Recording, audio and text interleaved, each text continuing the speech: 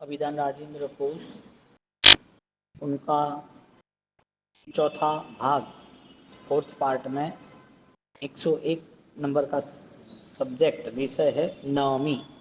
यहाँ 3 नमी राजर्षि इनकी बातें कर रही है। एक विदेह नगरी के नमी राजर्षि है,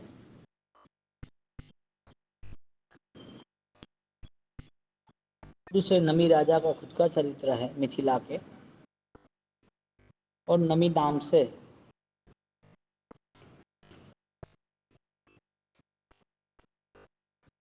महत्वता बता रहे। नमीनाथ भगवान भी आते, लेकिन ये तो खाली बात है।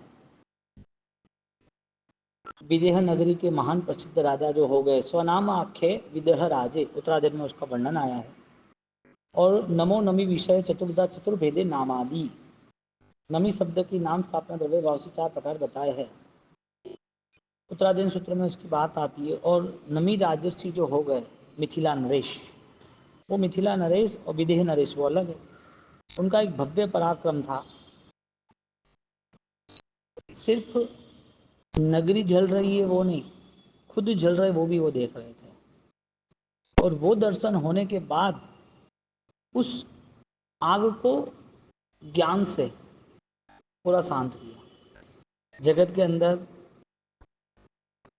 जंगलों में आग लगती है, पानी में पेट्रोल डाल दिया तो पानी में भी आग लगती है, लकड़े तो जलते ही जलते हैं। जलने का स्वभाव जिस चीज का है वो जलेगा, शांत करने का जो स्वभाव है वो शांत करेगा, यानी आग को खत्म करेगा। यहाँ राजा की विशिष्ट बुद्धि के कारण उसने साम्राज्य तैयार किया, लेकिन उस बुद्धि में जब श्रद्धा आ गई तब उस साम्राज्य उसे बांध नहीं सका, अलिप्त हो गया। इसके लिए कोई भी सामर्थ्यता वो तुम्हें गुलाम नहीं बना सकती, इतना जरूर ध्यान रखना चाहिए।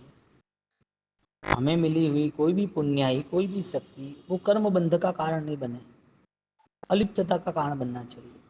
और वो अलिप्तता परमात्मा की कृपा से ही प्राप्त होती है, देव गुरु धर्म की कृपा से। तो नमी राजर्षि मिथिला नरेश वो जलती हुई मिथिला को देख रहा है, तब उसे अपना भाव लगता है कि ममत्व भाव लगता है। लेकिन वास्तविकता जब सामने आई तो सारा धुआं विस्मरण हो गया, आग ही विस्मरण हो गई। बड़े मारू होतु नहीं, मारू हो कभी बड़े नहीं। अभेद दृष्टि का इतना गहरा और इतना तीव्र बोध हुआ कि पल भर में मूलभूत परिवर्तन आ गया। रूल्स ये बनता है कि परिवर्तन हर किसी का आ सकता है। छोटे भी जीव में वो ज्ञान है, जीव है इसके लिए। वो एक इंद्र बेंद्र उसकी पुण्य कम है, इसके लिए उसकी अवस्था है। उनकी पुण्य ही कम है, इसके लिए उसकी अवस्था ऐसी है। लेकिन उस जीव में अनंत शक्ति है ना, तो पुण्य यहाँ ज़्यादा मायने नहीं रखता, गति मायने नहीं रखता, पुण्य के उदय के कारण रखता है। लेकिन जीव की सत्ता जो है, जीव के साथ अनंत ज्ञान दर्शन चारित्र जो जुड़े हैं, वो जो स्वरूप का बोध होना वो जरूरी है। आत्मा तो हर गति में देह धारण करती रहती है, हर गति में पुण्य का उदय पाप का उदय रहता है। हर गतियों को छोड़ते वक्त वो दुखदायी स्थिति में ही, पीड़ा में ही वो छोड़ता है। लेकिन जब अपने स्वरूप मैं कौन हूँ, यदि मैं आत्मा हूँ तो कैसा हूँ, यदि मेरा आत्मा दर्शन ज्ञान चारित्र जैसा है तो मुझे क्या करना चाहिए, ये बोध है ना, वो सम्यक दर्शन के अनुभव के बिना नहीं आ सकता। आस्तिक्य जो पद है, आस्तिक्य यानी सत्य, अस्थि जो छह है विद्यमान है, आस्तिक्य की अनुभूति तो सम्यक दर्शन ही ला सकता है। सम्यक दर्शन नहीं है तब तक सारे अनुष्ठान मन वचन के काया के हैं, लेकिन संसार के। और सम्यक दर्शन सहित जितने भी अनुष्ठान है मन वचन काया के, वो सब संसार मुक्ति के हैं। तो मन वचन काया को तब इम्पोर्टेंस देना था जब वो अध्यात्म में सहायक बनते, अध्यात्म नहीं है, अध्यात्म में सहायक बने। तो नमी राजर्षि की पूरी ये जो स्थिति है, उसे स्टार्टिंग में तो सेट नहीं हुआ सब। शुरुआत में तो ममत्व भाव के कारण वो उसमें ही घूमता रहा, वो ही उसे दिखता रहा। तो राजा जैसे समझदार पराक्रमी वो भी समझ नहीं सकते हैं, संसार के लिए समझदार है वो भी समझ नहीं सकते हैं कि मुझे गुण के प्रति पुरुषार्थ करना है, मुझे मेरी द्रव्यानुयोग की स्थिति को जागरूक करना है। यानी कि साधक का प्रथम कर्तव्य बनता है कि वो अवसर को सफल बनाए। आयुष्य तो सफल बन ही जाएगा, आयुष्य मानव गति का हो देव गति का हो, करेंगे क्या, सफल नहीं बनेगा तो। इसके लिए जिसके जीवन में गुणों के प्रति राग होता है ना, उसका जीवन भी ऐसा व्यवहारिक बन जाता है। और गुणों के प्रति नजर ही नहीं होती है ना, तो वो उस चीज के प्रति पुरुषार्थ भी कितना कर सकता है। क्योंकि बाह्य पुरुषार्थ वो उधार ज्ञान है।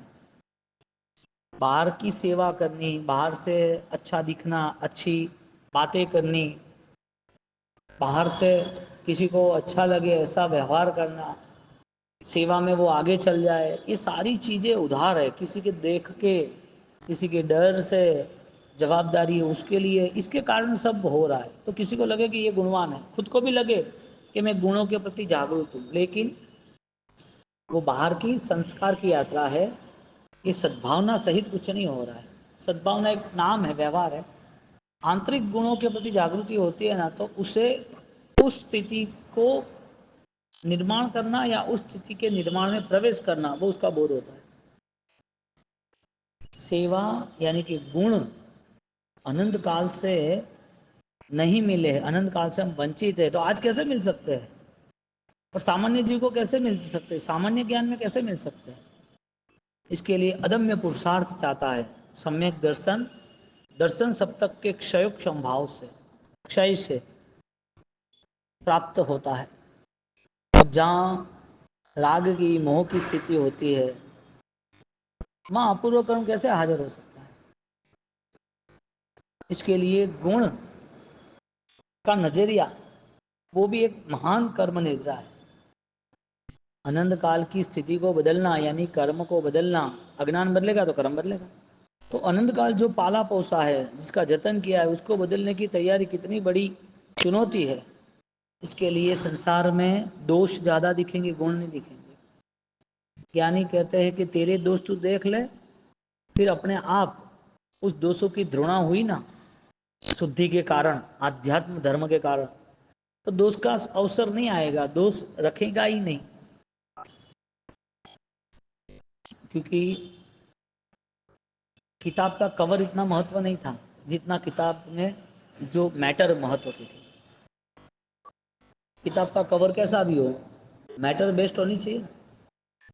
शरीर पुण्य के आधार पर, रूप पुण्य के आधार पर, बोलना चालना, विद्या बुद्धि मंत्र सिद्धि प्रभावकता पुण्य के आधार पर, ज्ञान भी बढ़ता है तो पुण्य के आधार पर। ये पेज का, किताब का कवर है बुक का, लेकिन मैटर क्या है वो कवर से पता नहीं चलती। तो कितना अच्छा पुण्य का उदय हो, कितना अच्छा बुक का कवर हो, तो उससे आत्मबोध जज नहीं किया जाता, आत्मबोध का निरीक्षण नहीं किया जाता। इसी तरह बाह्य भावों से कुछ गुणों के प्रति आकर्षण आ जाए, तो वो आकर्षण मूल्यवान इसके लिए साबित नहीं होता है कि वो बाहर की दुनिया का है, बाह्य भावों से। और अंतर में आता है तो कहीं जाता नहीं है, क्योंकि वो तो उसका अधिकार है। तो गुण जो है, सेवा धर्म जो है, आत्मा की शक्ति को प्रकट करने का, कितनी विशाल विराट शक्ति आत्मा की। पूर्व भव में खाली इतना बोध था तो भी समकित आत्मा सारा नरक का लाखों साल का दुख सहन करता। खाली इतना बोध था कि मेरी आत्मा शाश्वत सुखों के लिए भोक्ता करेगी, शाश्वत सुखों के लिए आगे बढ़ेगी, इतना बोध था, खाली सामान्य बोध। तो समकित आत्मा नरक में लाखों करोड़ों साल भी आराम से सहन कर लेता है। समकित आत्मा देवलोक की दुनिया में भी अपूर्व सुख अनुकूलताएं मिली है, लेकिन बाहर की दुनिया उसे पता है क्या है। इसके लिए वो सुख में भी वो खोजता रहता है गुण धर्म, कि मुझे परमात्मा की भक्ति करना है, मुझे जो साधक है उनकी सेवा करनी है, उसे वो खोज जारी है। कि आत्मशुद्धि मुझे जहाँ मिल सकती है ऐसे स्थान का मैं चयन करूँ, स्वीकार करूँ। बोले सुख दुख का स्वभाव जिसने तैयार किया है, सुख दुख के प्रति जो उदासीनता है स्वभाव में जो बैठा हुआ है, वो अपनी आत्मशक्ति को नज़दीक से देख सकता है। इसके लिए जितने भी दुख का केंद्र बिंदु है, दुख जहाँ से प्रारंभ होने वाला है वहाँ ही प्रहार किया। अब दुख कहाँ से आएगा संकित आत्मा को? संसार कहता है कि दुखी है, अध्यात्म कहता है कि वो तो परम सुख में रहता है। इसके लिए बाह्य चीज़ों से, बाह्य दुनिया से, दूसरे गुणों से भी आकर्षण फलीभूत तभी होता है जब अंतर से तैयारी होती है। मोहनीय दर्शन मोहनीय यशे असो उपशांत मोहनीय, यही आया। उत्तराधीन आचारण चूर्णिका में ज्ञानी कहते हैं मोहनियम दर्शनम मोहनियम, मोहनीय किसे कहते हैं? दर्शन मोहनीय। यश्य असो उपशांत मोहनीय, जो वो शांत करता है वही उसके लिए अध्यात्म बन जाता है। इतनी सारी बातें अध्यात्म की बनती रहती है, घुटेगा कौन? बातें महत्व की है नहीं, इस बातों को सुनने वाला एक नई चेतना का जन्म देता है। चेतना है ही, जन्म देना नहीं है, लेकिन ऐसा कहा जाता है नई चेतना का जन्म देता है, यानी कि नई दिशा का आलिंगन करता है, नई दिशा पर विहार करता है, नई दिशा पर विचरण करता है। उस यात्रा को उपशांत मोहनीय कहते हैं।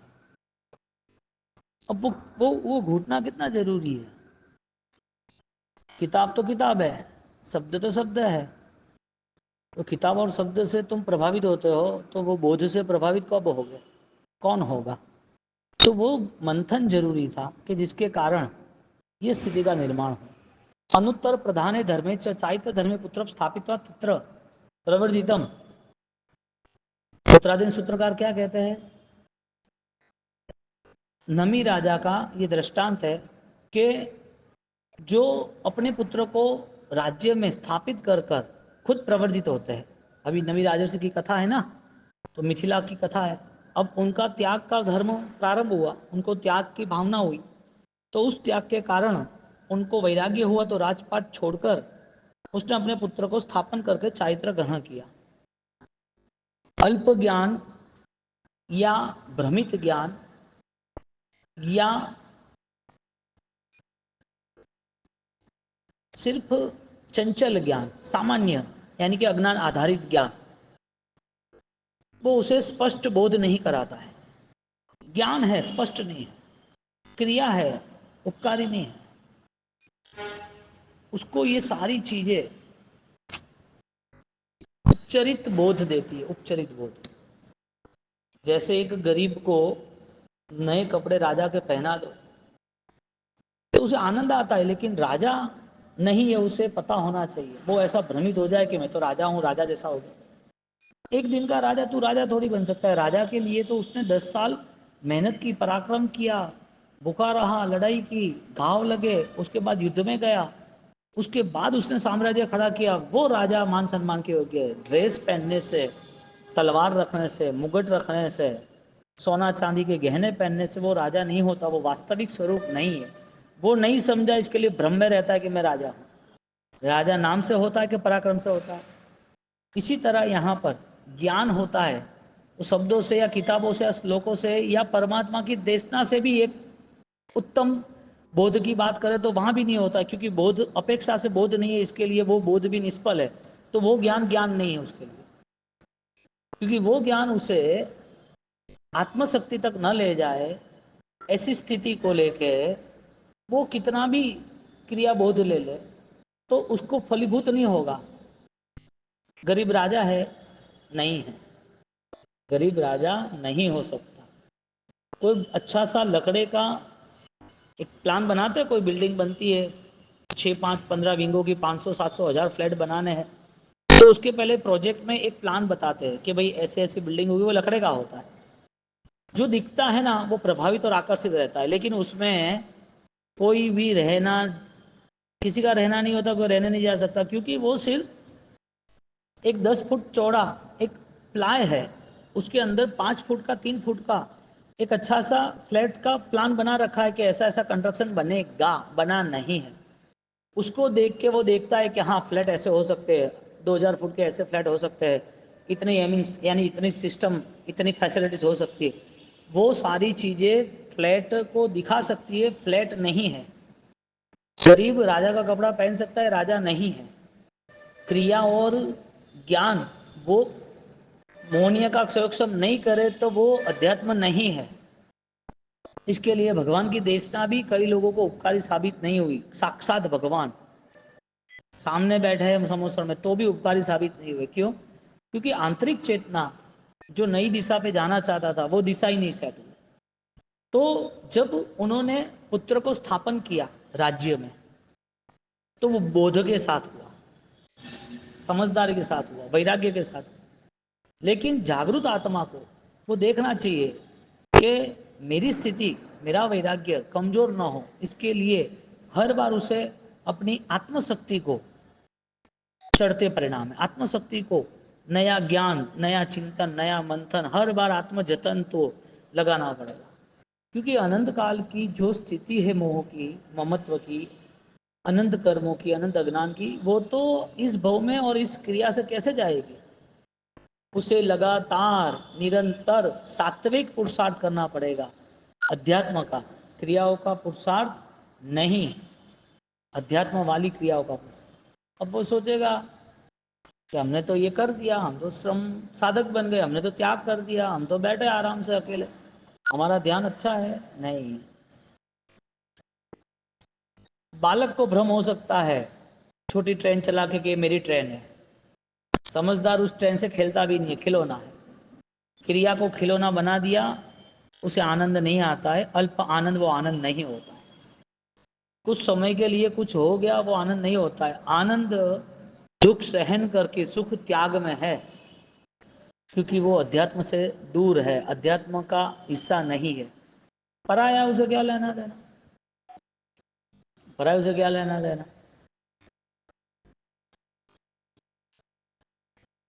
परिवार का कोई सदस्य चला जाता है, मर जाता है, छोटी उम्र के 2 बेटे, 32 रानी वाला आता है पूरा एग्जाम्पल। क्यों? उसे पूछते हैं कि ये गहना मैंने लिया था 2 साल पहले और वो पास वाली औरत लेने मांगने आई है, मैं नहीं दूंगी। अरे देना पड़ता है, हमारा नहीं है, पराया है। नहीं नहीं, लेकिन मुझे पसंद है, मुझे रखना पड़ेगा। नहीं नहीं, देना ही पड़ता है। तुम्हारा दिमाग है कि नहीं है? ये सोने का गहना तूने रख लिया है 2 साल से, दे देना चाहिए तुरंत ही। लेकिन मुझे पसंद है, अच्छा लग रहा है, अपने पास रहेगा, कभी काम लगेगा, हमें नहीं देना है। ये 2 गहने हैं और बहुत गहने महंगे हैं। उसका पति बोलता है दे दे, बाद में खाना खाऊंगा। तो ठीक है दे देते हैं, लेकिन वापिस मांगना नहीं। तो क्या काम है, हमारा है ही नहीं, उसे क्या करना। दोनों गहने वो ऑलरेडी देने के लिए वो पत्नी जा रही है। पति बोले देने आना, बाद में ही खाना खाऊंगा, दे के आएगी बाद में। और दे के आ गई और बोला कि मैंने दे के आई, अब शांति से खा लो खाना। खाना खाते खाते बात करते हैं कि तेरे दिमाग नहीं है, जीवन कैसा जीना चाहिए, किसी की चीज़ थोड़ी हम ले सकते हैं। ठीक है खाना खा लो। खाना खा लिया, उसके बाद रूम में ले गए। उसके 32 बेटे वो सब मरे हुए थे। वो पूर्व की कहानी है ना, 32 के 32 बेटे थे, वो 32 गोलियां दी थी ना।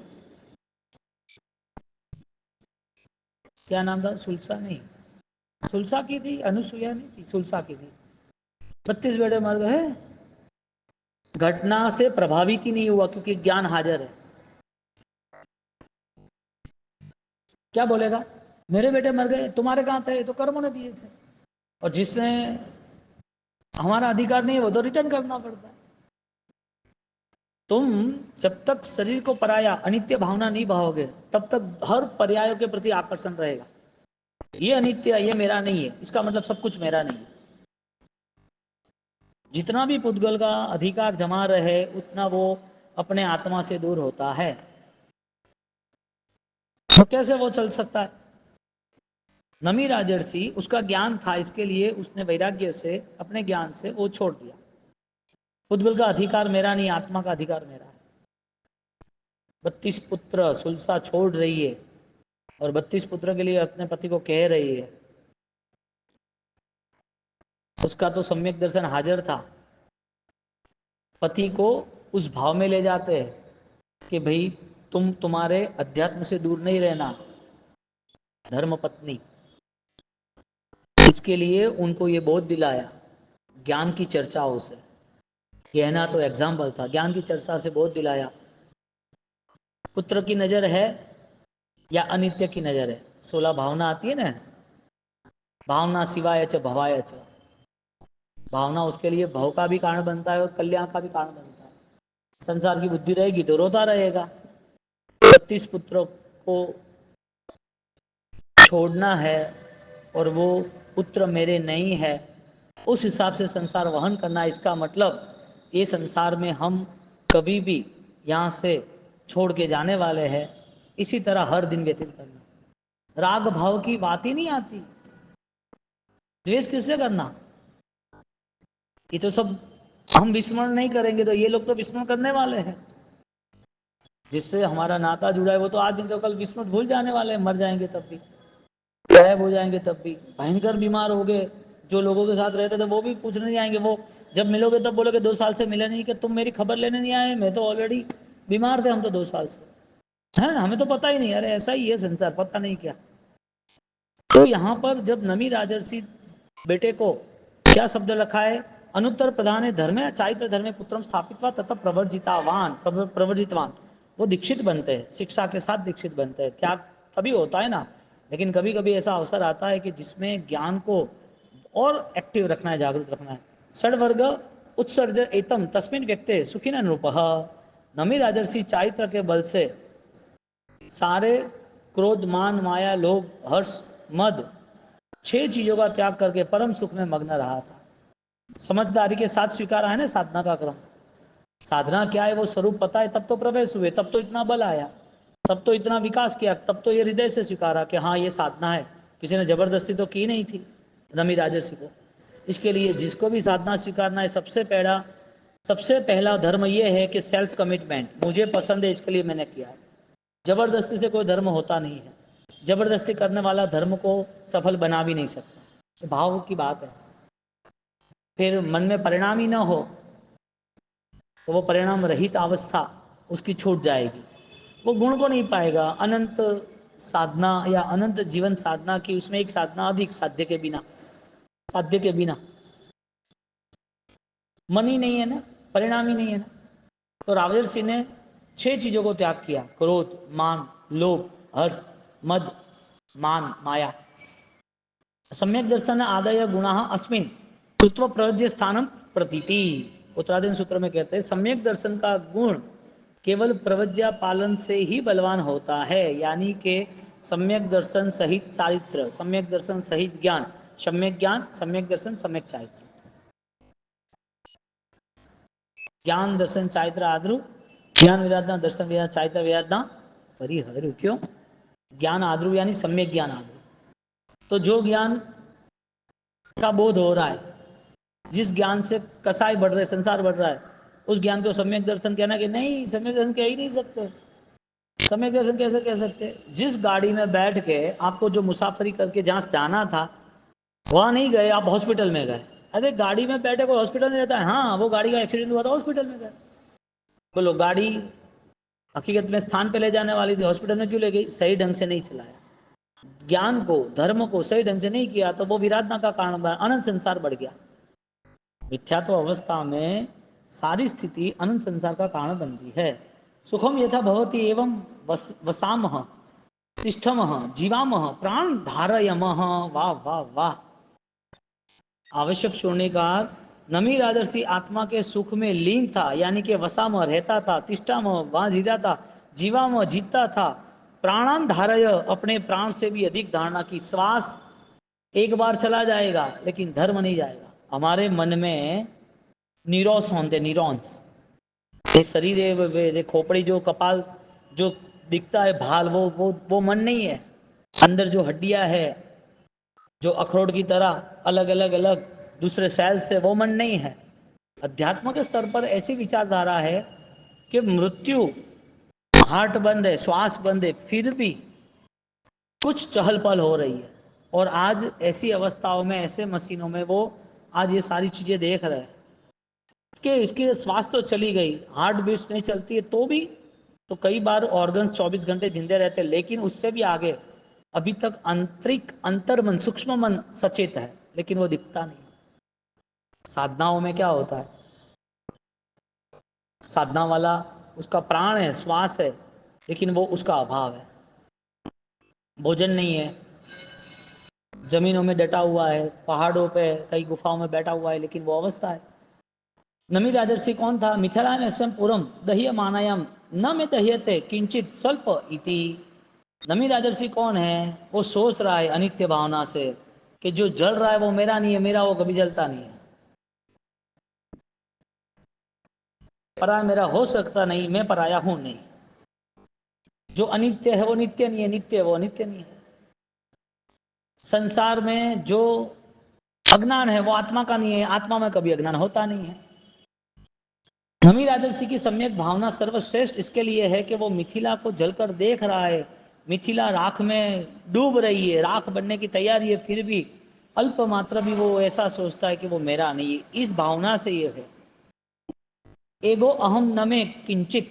उत्तराधीन सूत्र में वाक्य रखा है कि 14 राजलोक का जो विश्व है, जो पृथ्वी है, उसमें सिर्फ केवल आत्मा ही मैं हूं और मेरी आत्मा ही सर्वस्व है, बाकी सब मृत्यु के साथ समाप्त हो जाता है।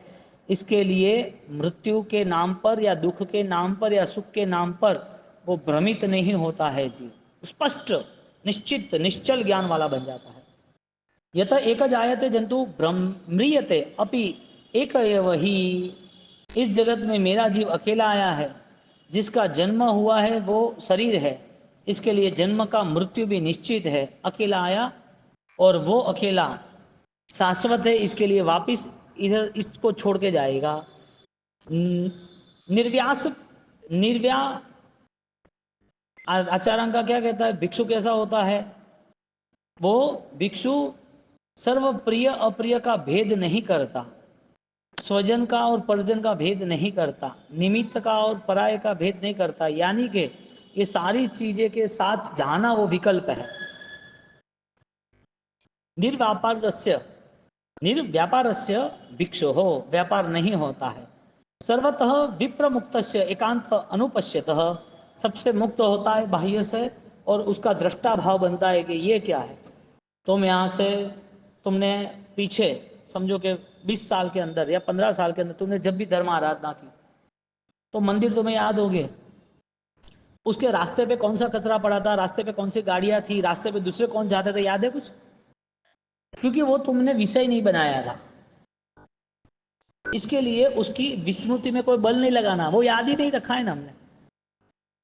याद क्या आता है? जिसको तुम ग्रहण करते हो वो तुम्हारे स्मरण में रहता है। तो ज्ञानी कह रहे हैं कि तुमने ग्रहण करना ही नहीं था ना। विप्र मुक्तस्य, सर्वतः विप्र मुक्तस्य एकांत अनुपश्यतः, जिससे तुम मुक्त हो इसको तुम ज्यादा अपने मन में ब्लॉक नहीं कर सकते। ये चेन्नई की स्ट्रीट है, तुम बैरने जाते हो, दुकान का क्या क्या नाम है पता है तुम्हें? तुम्हें सिर्फ इतना रास्ता पता है, मुझे देख के जाना है और मैं जहाँ रुका हूँ चातुर्मास की आराधना, मुझे वहां रुकना है, बस और कुछ पता नहीं। तुम जाते हो तो तुम्हें क्या लेना देना, क्यों, कौन सी दुकान पे क्या नाम लिखा था, कौन गाड़ी लेके जा रहा था, कौन पार्सल लेके जा रहा था, किसका घर कहाँ है। आज भी जो पूर्व में जिस जिस फ्लैटों में, जिस जिस बिल्डिंगों में हम गए थे, जिसके वहां पगले किए थे या जो हमें मिले थे, वो भी हमें आज याद नहीं है। क्या करना है हमें याद करके?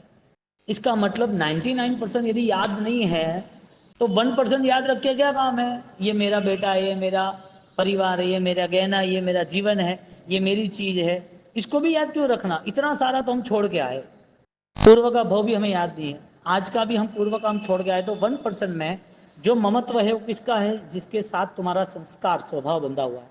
अब स्टार्टिंग कहाँ से है? माता पिता भाई बहन, मेरा मेरा जो है वो सब कुछ स्टार्टिंग हुआ। अब वो चीज भी क्यों रखनी? इसके लिए राजा इस सब चीज को छोड़ के बैठा था।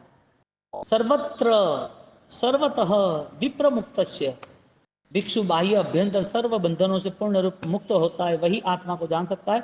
श्रद्धांच नगर कुत्वम तप संवरम अर्गलम, श्रद्धा रूपी नगर को तप और संवर रूपी किले से ताकतवर बना देता है। हाँ, तत आत्मा न एव सह युद्धस्व संग्राम कुरुहु वार वाह।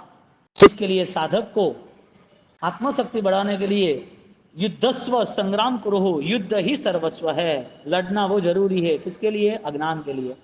बोलो, शरीर का बल की बात ही नहीं कर रहा है, शरीर के बल की बात ही नहीं कर रहा है, कोई शस्त्र की बात ही नहीं कर रहा है, कोई बुद्धि की बात ही नहीं कर रहा है, कोई तुम्हारे आसपास क्या है, किससे तुम्हें कुछ का पाना है, कुछ बात नहीं कर रहा है, क्या छोड़ा है, कुछ नहीं, तुमने क्या त्याग किया है, तुम्हारे पास कौन है, कुछ नहीं, सिर्फ और सिर्फ तुम्हारा युद्ध सिर्फ तुम्हारी चेतनाओं को जागृत करने के लिए। इसका मतलब कि जागृति इतना मूल्य मांगता है कि जहाँ सब कुछ त्याग होने के बाद ही ये प्रारंभ होता है।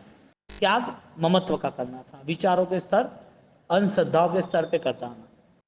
असद्दानम इच्छाणम करने पड़ी कमणम, वंदिता के स्टार्टिंग में क्यों रखा?